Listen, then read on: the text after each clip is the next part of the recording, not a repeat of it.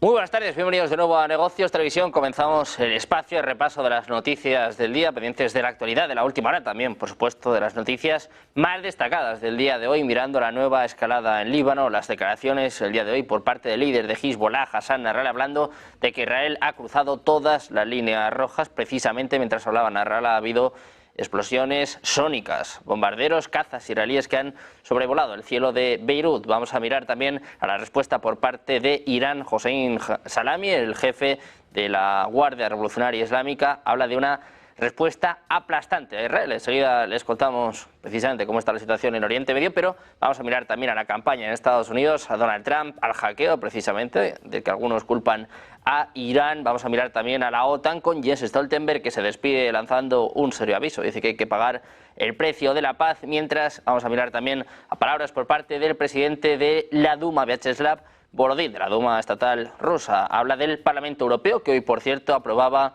levantar todas las restricciones a Ucrania con más de 415 votos a favor. Pues hay respuesta por parte del Kremlin. Vyacheslav Volodin dice que un misil Sarmat tardaría 3 minutos y 20 segundos en llegar a Estrasburgo. Dice que en el caso de que se termine aceptando esto, en el caso de que haya ataques al territorio ruso, esto podría conllevar una guerra nuclear mundial. Enseguida les contamos todo esto, pero empezamos mirando a últimas horas, hablando de la situación en el Líbano. Ministros libaneses han advertido este jueves que las próximas 48 horas son críticas y podrían traer más violencia después de 2 días de ataques con dispositivos de comunicación. En una entrevista en la CNBC, el ministro de Economía del Líbano dice que es sin duda una escalada muy grave y dice que no ve ningún acto de escalada que no conduzca a una provocación y que eso es lo que tienen en estos momentos. Dice que lo que ocurrió ayer solo va a provocar una mayor escalada del conflicto. Los medios estadounidenses también han hablado con el ministro de Sanidad, Firas Abiad, quien afirmó que los atentados habían sido una conmoción para el país. Insistió en que el gobierno no busca un conflicto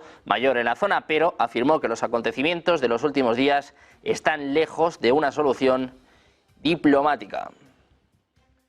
Mirando al Líbano, hablamos del secretario general de Hezbollah, Hassan Nasrallah, ha anunciado este jueves que el grupo militar ha aumentado su preparación militar en medio de las tensiones con Israel. Durante su discurso, el dirigente destacó que los oficiales superiores estaban a salvo a pesar del fallo de seguridad, ya que no estaban usando los mismos modelos de buscapersonas que explotaron. Además, en referencia a la situación militar en el norte de Israel, el dirigente agregó que los residentes no podrán regresar a esa zona. Sus comentarios se produjeron después de que cientos de buscapersonas utilizados por Hezbollah para evadir la vigilancia de los teléfonos móviles explotaran a la vez, matando a 12 personas, incluidos al menos 2 niños, e hiriendo a más de 2.300.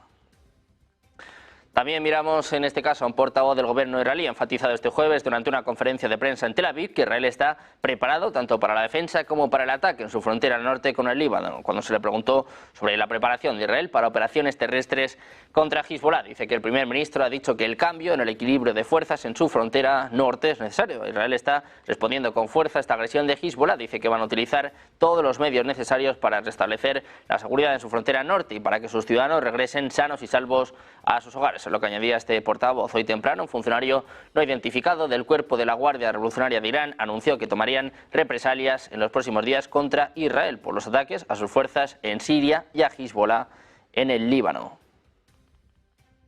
Y miramos precisamente a las fuerzas de defensa de Israel, que han dicho este jueves que están atacando objetivos de Hezbollah en el Líbano como parte de los esfuerzos en curso para dañar la infraestructura de la organización, mientras acusaron al grupo de convertir el sur del Líbano en una zona de guerra. En una publicación en la página de redes sociales del ejército, los FDI afirmaron que están trabajando para crear seguridad en el norte que permita a los residentes regresar a sus hogares y lograr todos los demás objetivos de la guerra. Además, anunció que el jefe del Estado Mayor de Israel, el general Herzi Halevi, aprobó los planes para el sector norte en medio de las tensiones en curso a lo largo de la frontera entre Israel y el Líbano. Anteriormente, tanto Grant como Halevi dijeron que Israel está listo para una escalada de la guerra con Hezbollah. Este anuncio se produce después de una serie de explosiones en el Líbano, de las que Hezbollah culpó a Israel.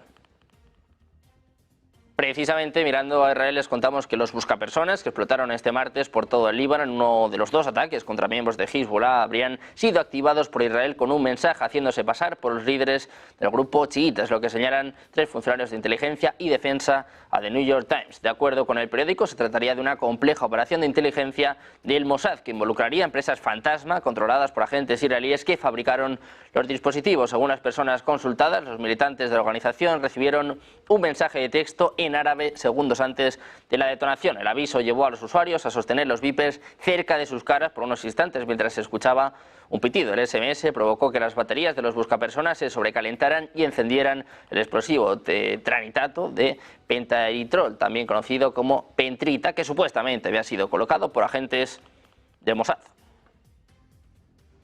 Precisamente mirando al Líbano les contamos que 2 soldados israelíes han muerto y varios más han resultado heridos hoy en ataques con misiles y aviones no tripulados de Hezbollah en el norte de Israel, es lo que anuncian las FDI. Los soldados muertos fueron nombrados como Nael Fouarsi, de 43 años, comandante de una compañía logística del batallón de la Brigada Regional Baran de Magar, o el sargento Tomer Keren, de 20 años, del batallón de la Brigada Golani de Haifa. Fouarsi murió y otro soldado resultó levemente herido después de que un avión no tripulado cargado de explosivos lanzado por Hezbollah impactara en una zona a las afueras de Ya'ara, en Galilea Occidental.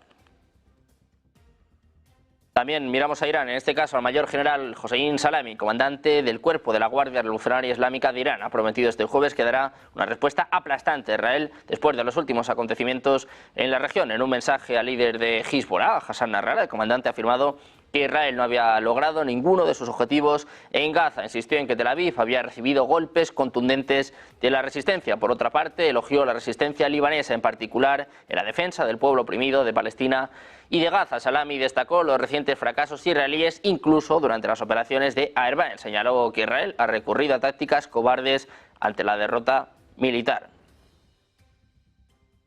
Y mirando a Turquía, les contamos que el ministro de Asuntos Exteriores, Hakan Fidan, ha expresado este jueves su preocupación por las crecientes tensiones en la región del Medio Oriente, señalando específicamente que las acciones militares de Israel se están volviendo más provocativas. En una transmisión en vivo de la agencia Anadolu, sugirió que esta escalada está llevando la situación a un punto en que una respuesta de Irán y Hezbollah parece inevitable. Dicen que no hay opción de que Irán y Hezbollah no responda. Fidan criticó la actual política israelí, que cuenta con el apoyo de Occidente por ser extrema y destructiva, dando a entender que carece de racionalidad y que está impulsada por motivos radicales.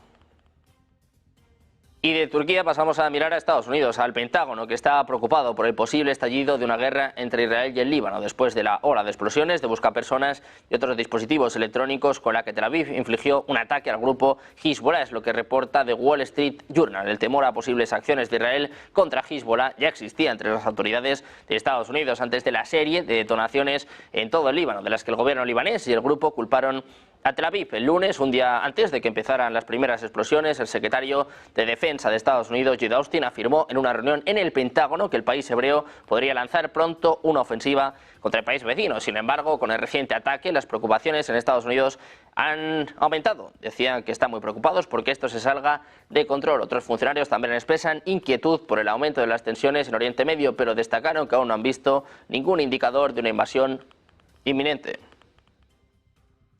Y hablamos ahora de también el presidente español, un Pedro Sánchez, que advierte de esta forma sobre una escalada total en el Líbano. Le escuchamos.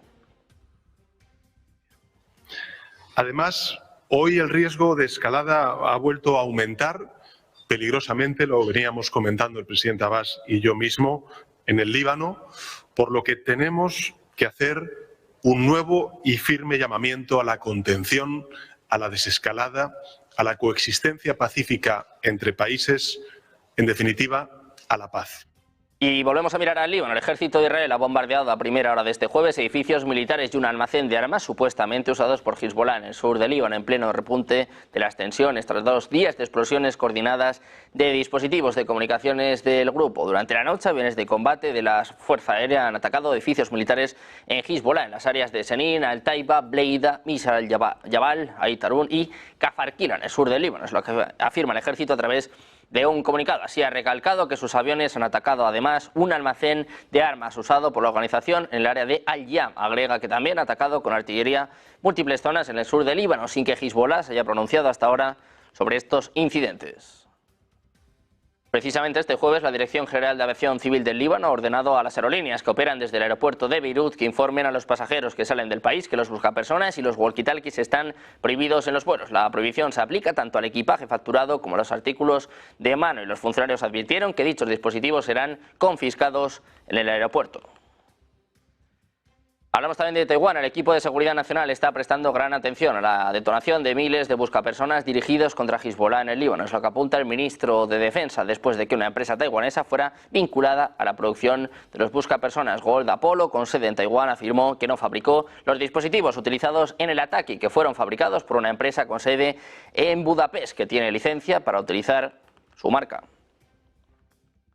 Por su parte, en Estados Unidos, la Casa Blanca ha vuelto a desmarcarse de los ataques que azotan a Hezbollah en Líbano. Ha dicho que no está involucrado en los incidentes de los walkie-talkies en Líbano este miércoles, ni tampoco en el de los buscas del martes. El portavoz del Consejo de Seguridad Nacional, John Kirby, ha sido escueto. Se ha negado a proporcionar más información, incluyendo si evalúa que Israel estaba detrás de los ataques. Eso sí, en la comparecencia ante los medios apuntaba que es demasiado pronto para saber en qué se traducirán y qué significarán estos incidentes para las tensiones ya de por sí altas entre Israel y Hezbollah en esa frontera.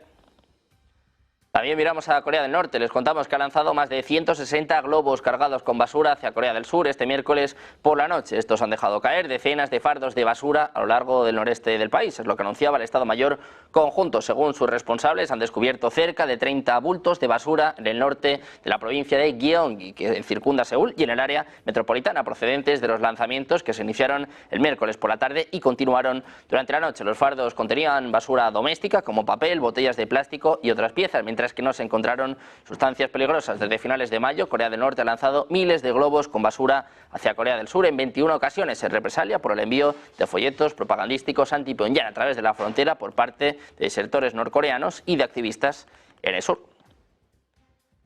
Hablamos ahora de China. Del Ministerio de Asuntos Exteriores ha condenado este jueves los informes que afirman que Estados Unidos no retirará el sistema de misiles Taipon de Filipinas. El portavoz del Ministerio, Lin Yan, dijo durante una rueda de prensa que Pekín está seriamente preocupado por la noticia, ya que considera que se trata de una decisión que hace retroceder. La rueda de la historia amenaza gravemente la seguridad regional e incita a la confrontación geopolítica. China ha pedido a Estados Unidos que retire el sistema lo antes posible. Anteriormente, fuentes dijeron a Reuters que el sistema en cuestión se dejaría en funcionamiento por el momento. Este sistema de misiles fue llevado por primera vez a Manila a principios de este año durante ejercicios conjuntos. Hablamos ahora del expresidente de Estados Unidos, Donald Trump. Ha afirmado que podría reunirse con el líder ucraniano Volodymyr Zelensky durante su visita a Estados Unidos la próxima semana. Le preguntaban por esta cuestión y decía Trump, probablemente sí, en respuesta a un periodista sobre si se reuniría con Zelensky. El republicano no dio más detalles sobre la posible reunión. Precisamente mirando a Trump, les contamos que piratas informáticos iraníes enviaron información robada de su campaña, de la campaña del expresidente de Estados Unidos, a personas relacionadas con la campaña del presidente Joe Biden. Es lo que informa Associated Press, citando a la Oficina Federal de Investigaciones. Los piratas informáticos enviaron correos electrónicos no solicitados que contenían un extracto tomado de material robado y no público de la campaña del expresidente Trump a finales de junio y principios de julio a personas que estaban asociadas con la campaña de Biden antes de que abandonara la carrera presidencial. Los piratas informáticos lo hicieron en un intento de influir en las elecciones de 2024, según el FBI. Sin embargo, la agencia no encontró evidencia que sugiera que alguno de los destinatarios respondió a estos correos electrónicos. Y miramos ahora, la primera ministra de Italia, Giorgia Meloni, ha tenido este jueves, tras reunirse con el líder del Partido Popular, Núñez Feijóo, un cariñoso recuerdo para su socio y aliado en España, Santiago Abascal, con cuyo partido ha asegurado mantener una relación sólida incluso tras su paso a Patriotas por Europa. Es lo que informa la Agencia Nacional de Noticias ANSA, citando fuentes del gobierno de Meloni. Abascal, que este miércoles celebraba el reconocimiento del Partido Popular al buen trabajo de Giorgia Meloni en materia migratoria, ha expresado en público en numerosas ocasiones que la relación con Fratelli está intacta y que el paso de Vox al grupo Patriotas por Europa no supone ningún cambio en la estrecha colaboración de ambos partidos y ambos líderes. Pendientes precisamente de Europa, de la votación en el Parlamento Europeo, de más ayuda para Ucrania, también levantar todas las restricciones para que pueda atacar territorio ruso. Vamos a hacer una pausa, un par de minutos, y enseguida volvemos con la mejor información en Negocios Televisión.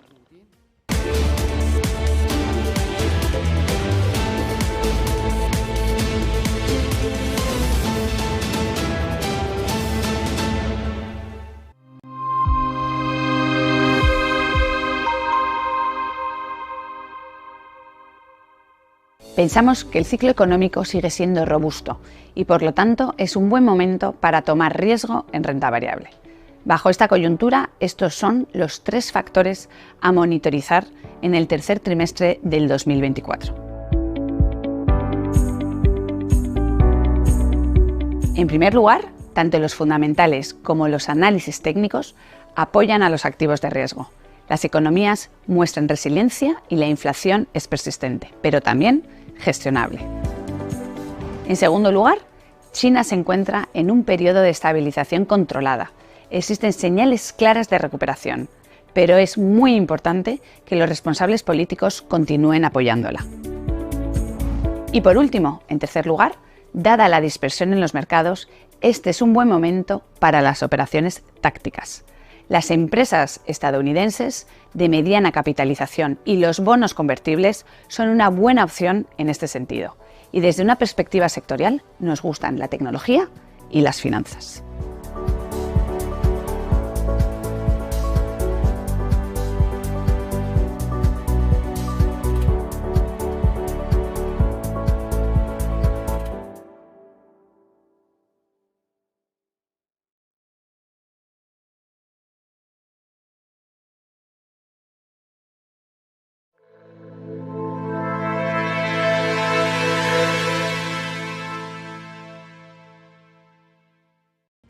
Ya estamos de vuelta a Negocios Televisión, pendientes de Europa, pendientes de las palabras de Ursula von der Leyen, pero también mirando un día más a las elecciones en Estados Unidos, pendientes de las últimas semanas, en este caso en esta disputa electoral entre Kamala Harris y Donald Trump. Nos cuenta de nuevo un día más las claves nuestro compañero Manuel Velázquez. ¿Qué tal? Buenas tardes. ¿Por dónde pasa hoy la actualidad en Estados Unidos, sobre todo en lo que se refiere a la campaña presidencial?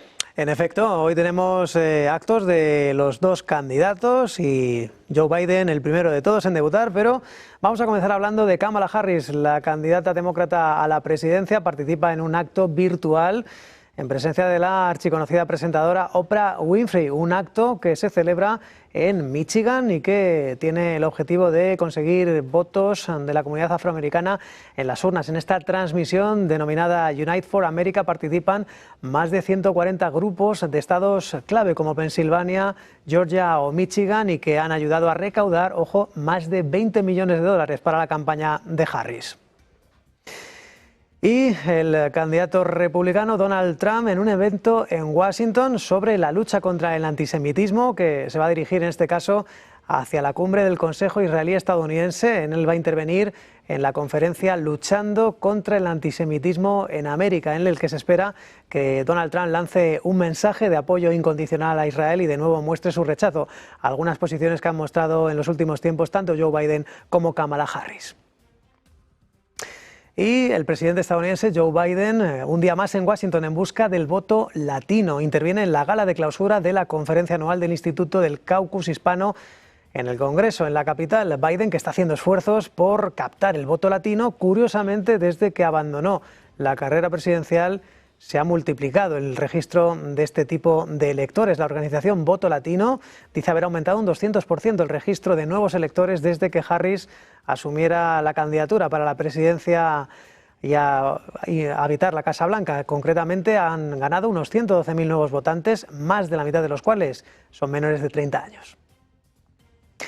Y una encuesta de las más recientes sigue apretando la contienda entre ambos candidatos, aunque de momento le siguen dando una ventaja a Kamala Harris. Concretamente, la última encuesta de Reuters, en este caso, aventajaba a su oponente republicano por un 47% frente al 42% de Trump. Una Harris que, según Reuters, está por delante en los estados más disputados, es decir, en Michigan, en Pensilvania, Wisconsin, Nevada y Carolina del Norte. Sin embargo, Donald Trump tiene mayor apoyo en Georgia, según los sondeos del agregador 538. Están empatados, por cierto, en el estado de Arizona. Y una encuesta publicada hoy en el Washington Post le dan un empate técnico a ambos en el estado de Pensilvania.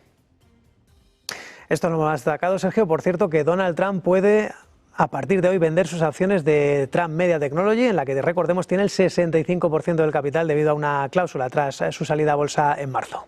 Pues un Donald Trump que ya te adelanto también por dónde ver este discurso, hablas de que va a hablar en este meeting contra el antisemitismo. Ojo, porque está culpando a Kamala Harris del hackeo de Irán. Sabes que se pasó información de la campaña de Trump a Joe Biden, dice que la culpa es de Kamala Harris. Luego se lo contamos no tendrá desperdicio. A los espectadores. Nos lo podíamos imaginar, más o menos. Lo que también nos podíamos imaginar es lo que ha sucedido hoy en Europa. La Unión Europea ha anunciado que va a destinar 160 millones de euros de fondos rusos congelados para abordar las necesidades humanitarias urgentes de Ucrania este invierno. Lo anunciaba la presidenta de la Comisión Europea, Ursula von der Leyen. Escuchamos ya.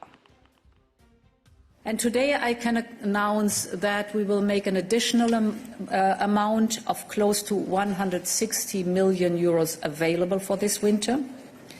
This includes 60 million euros in humanitarian aid for shelters and heaters, for example. And it includes around 100 million euros for repair works and renewables. And these 100 million euros come from the proceeds of the immobilized Russian assets in the European Union. Because it is only right that Russia pays for the destruction it caused.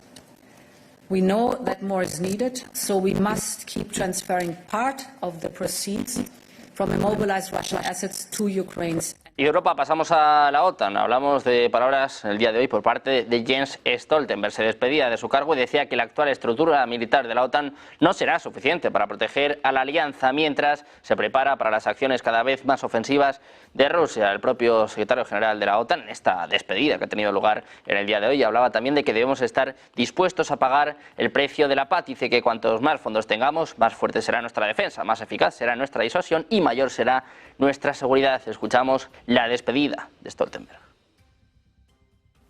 Russia has to be part of future peace talks. The Minsk agreements after Russia's first invasion in 2014 did not bring peace. Any future deal must be backed by strong military support to Ukraine and credible security guarantees to ensure lasting peace. There can be no sustained security in Europe without a stable Ukraine, and no lasting security for Ukraine without NATO membership. NATO's door is open, Ukraine.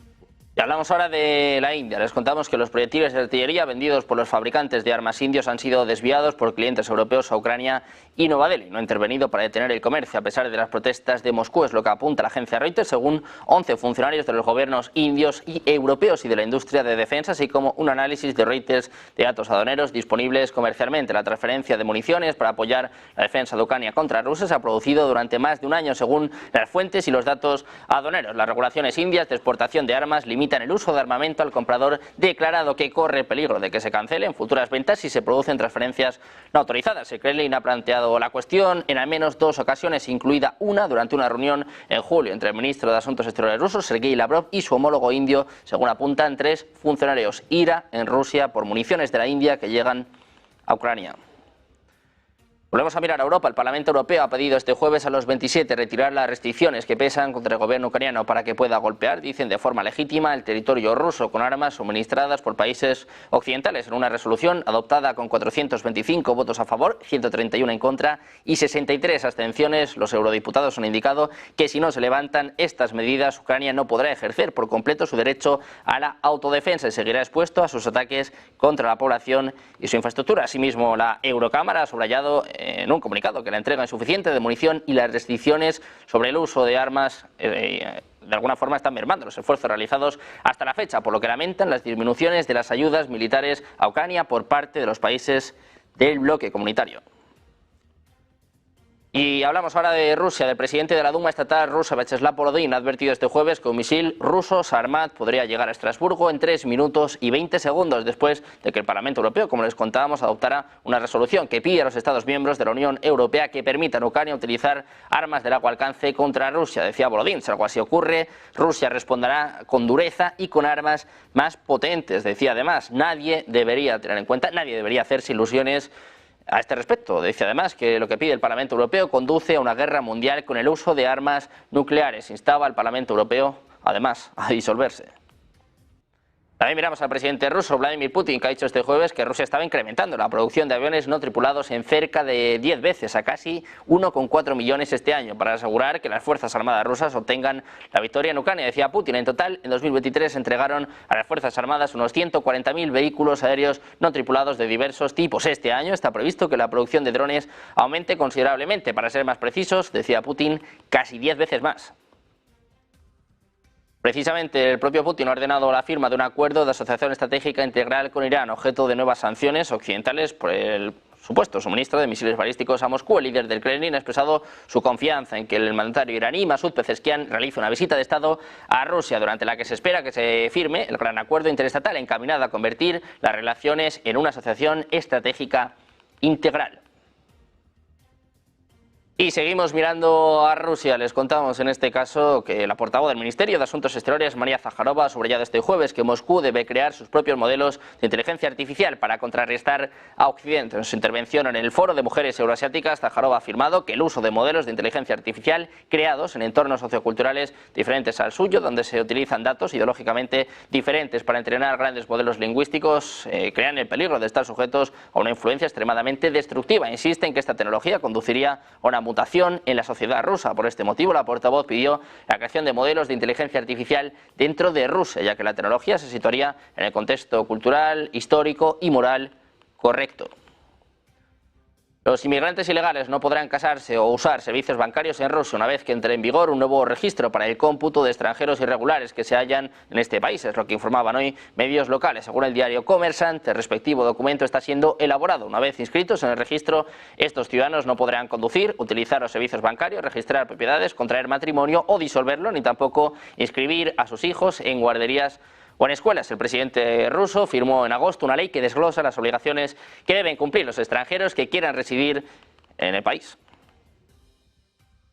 Mirando a Ucrania, les contamos que su Parlamento, la Rada Suprema, ha aprobado este jueves una resolución para cambiar el nombre a un total de 327 localidades del país, que en su toponimia hacían referencia a Rusia o la Unión Soviética. En concreto, se han renombrado 10 ciudades, 56 municipios y más de 260 aldeas. Entre las urbes afectadas por la medida se encuentra, por ejemplo, Novomoskovsk, que hace referencia a la capital rusa, o Krasnogrado, que cuenta con el prefijo Kras, que significa rojo en ruso. La propuesta, impulsada por el diputado Roman Losinsky, buscaba renombrar todas aquellas poblaciones en las que no se cumpliera la ley sobre condena y prohibición de la propaganda de la política imperial rusa, dice, en Ucrania, y la descolonización de la toponimia.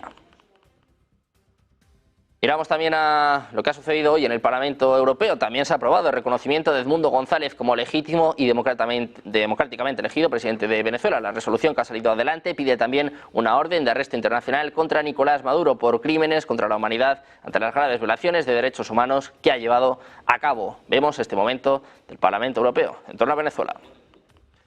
Precisamente pendientes de este momento en Venezuela, vamos a terminar mirando precisamente a la alianza económica en la que Venezuela quiere entrar. Vamos a hablar de los BRICS. En medio del continuo crecimiento de la alianza, el Fondo Monetario Internacional ha destacado recientemente que el bloque lidera el grupo G7 en 4 áreas distintas y cruciales. De hecho, señala que la brecha entre el bloque occidental y el colectivo del sur global se está reduciendo. El grupo BRICS dio un paso enorme hacia el crecimiento en 2023. En concreto, el bloque dio la bienvenida a 4 miembros adicionales en su primer esfuerzo de expansión desde 2001. La alianza vio a los Emiratos Árabes Unidos, Egipto, Etiopía e Irán unirse a sus filas. Ese número podría aumentar aún más a medida que se acerca la cumbre anual de 2024. Además, el crecimiento de su PIB ha sido espectacular. Desde 2010 el bloque ha visto aumentar su PIB, mientras que el G7 ha visto disminuir su cifra. Los datos muestran que el año pasado el bloque BRICS superó oficialmente al colectivo en 2023, cuando su PIB alcanzó el 32% frente al 29% del G7, pero no es el único ámbito en el que ambas partes han afrontado mayores desafíos. Según datos del Fondo Monetario Internacional, los BRICS están a la cabeza del G7 en 4 áreas críticas, entre ellas la proporción del PIB en términos de paridad de poder adquisitivo, la proporción de la población mundial, la producción mundial de petróleo y sus respectivas contribuciones al crecimiento económico mundial. Pendientes de los BRICS, pendientes también de la sesión de hoy en Wall Street. Ayer, como saben, hubo sorpresa, recorte de 50 puntos básicos. Ojo a cómo se lo está tomando el mercado. Subidas del 6% para Tesla, Nvidia. Las principales tecnológicas vienen disparadas. Vamos a hacer una pausa, 2 minutos, y se lo explicamos ya en Negocios Televisión.